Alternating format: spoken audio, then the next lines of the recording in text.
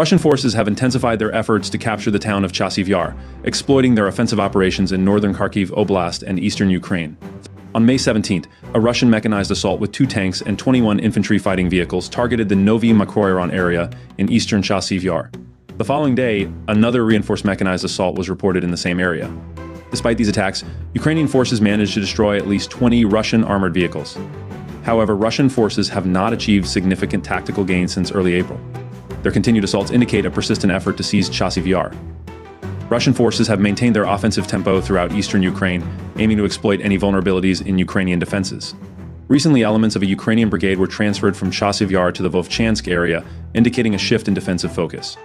Russian forces have also intensified their offensive operations near Chasiv Yar to exploit weakened Ukrainian defenses.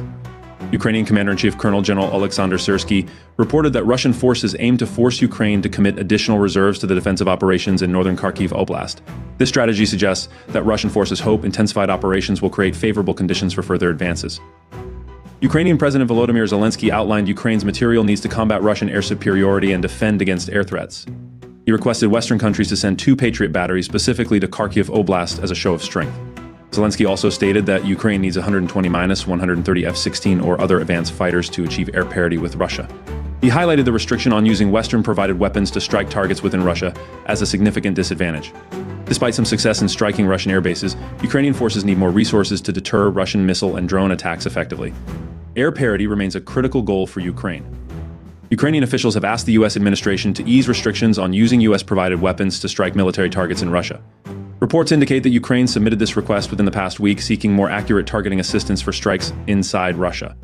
Former Ukrainian military officials argue that easing these restrictions would allow for more effective planning and execution of strikes. The U.S. administration has previously rejected similar appeals, citing concerns about escalating the conflict. The current policy limits Ukraine's ability to defend itself, especially against Russian offensive operations in northern Kharkiv Oblast, by restricting potential retaliatory strikes. Russian forces are preparing for the second phase of their offensive operation in northern Kharkiv Oblast. Following the anticipated seizure of Vovchansk, Russian forces aim to advance toward Veliky Burluk to threaten Ukrainian defenses in the Kupiansk direction. Ukrainian President Zelensky reported on May 18th that Russian forces advanced 5 minus 10 kilometers in northern Kharkiv Oblast before Ukrainian forces halted their progress. This advance marks the first wave of several tactical attacks planned to weaken Ukrainian defenses.